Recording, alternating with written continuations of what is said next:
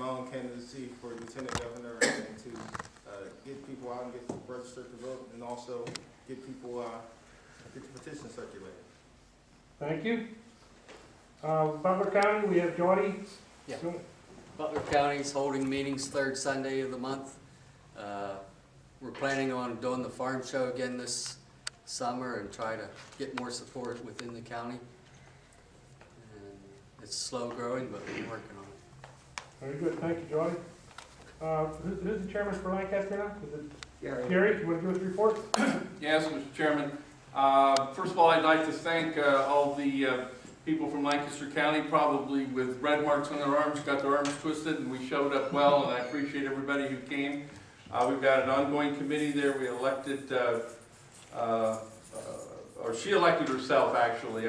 She gets all the credit. Adele Callahan, who I mentioned before, ran as the auditor for her township. I'm also I guess, the southeastern county area chairman, and I want to encourage anyone in any county, but those who are in that part of the state, please see me. We need to activate all our counties. I'm also the national field coordinator, and I tell people that the Constitution Party, you will know that we've made it when we have strong county and state and local organizations all across the country. And that's what we need to do here in Pennsylvania. We've reestablished, after some period of time, some really good state leadership, and now we need to go down and get those counties. Just think how much easier it would be on our ballot access if we had every county in the state already activated. So it's really important, as Joe said, let's get more and more counties activated. My hat's off to Tioga County and Clinton County, some of the folks that just come on. If there's anybody down in the southeast part of the state who's interested, I guess that's anything, I can't remember the map, but I think it's probably east of the Susquehanna and maybe south of the Turnpike or something, or that area generally. We need to activate and get organized in all of our counties, and we need everybody's help in doing that. Thank you very much. Thank you, Gary. Clinton County would be Mr. Krupa. John, would you like to report on Yes, that? we're still in the formation process. We have our committee up and operating. We've only had 2 meetings so far, and one of our committee members is here, Scott Stout from Lock Haven, and we're looking at developing it and helping all from my experience with the other guys with the R in their name. There was a 21 county central caucus which was extremely strong, and if we can work to revitalize that, we could really be a strong party in Pennsylvania. Excellent. But these are the bright stars that I see in the things to look forward to. Clinton County was organized in the last 2 years, and just recently Brian Kevlin is Tioga County, and there's an article over here. I set it over on the table there. If anybody didn't read it, they ought to read it, pick it up and read it. But Brian did a great job organizing Tioga County, which is right near Clinton County. And one thing that I wanted to say, I don't want to take too much time, but the rural areas of this state, I drive through them a lot. I've lived 9 miles from Pittsburgh all my life, so I feel like I'm in enemy camp all the time. You find it's hard to find people that believe like we believe when you're in these cities, metropolitan areas. But the central part of the state's rural areas of the state is really where we ought to be very powerful, in these counties especially, because the people are self-sufficient, and that's basically what constitutionalism is about. Least government, just to take care of ourselves. We're able to do this. But anyway, so that's why it's encouraging for me to see the rural counties. Like to me, it's rural. I don't want to offend you, but I'd love to live where you live. Believe me. But Tioga County, Brian, I haven't even been in your county yet, I don't think, but I've been in Clinton County. I know it's a very, very nice area, but I really thank you for doing what you do. Want to give us a quick report on what you've done there in Tioga? Sure.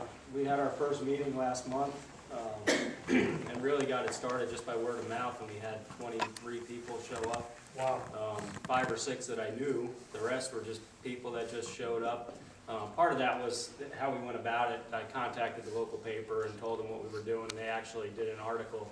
It was right on, page 3 right there. So in our county, that's one of the only ways that news gets out in the weekly paper. So a lot of people did see it, started getting phone calls, emails, things like that. And you know, it was great to have people come, and we did our meeting a little bit differently. It was our first meeting, we weren't really organized or anything, and I just opened up the floor to them, and I asked, I said, why are you here? Why'd you come?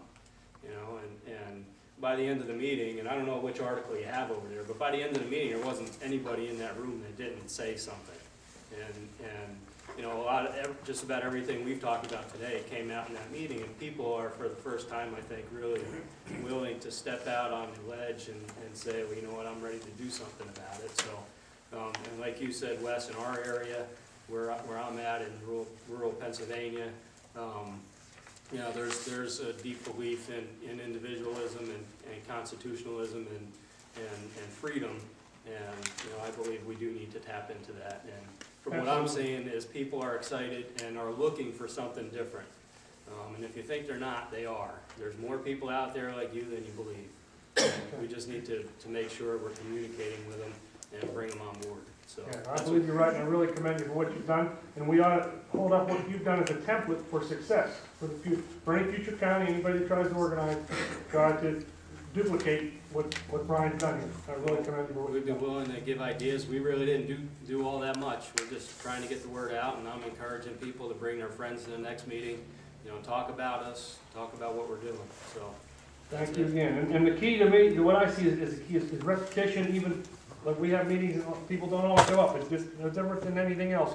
You're not going to have 100% participation ever. But you're going to have, you know, but you got to stay consistent and keep doing it.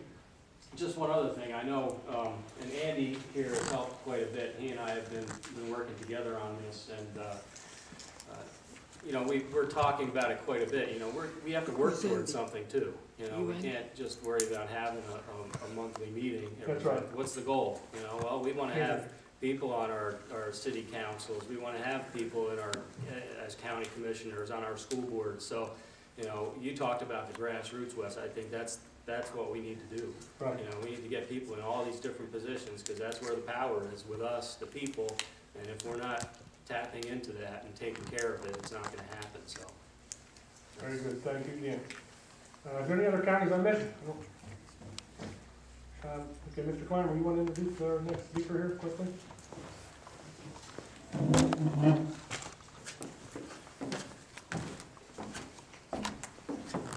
We're going to hear from William Taylor Ryle. I keep wanting to call him Real, but I think he pronounces it Ryle. He's a fellow I've known for a number of years, and I have a lot of admiration for him. I don't think he ever went to law school, is that right? No. But he knows more about the law and the Constitution than at least 99% of the lawyers, and maybe 100% even. More than you? I will, more than me, I would say that. Very, very, very sharp, very intelligent person.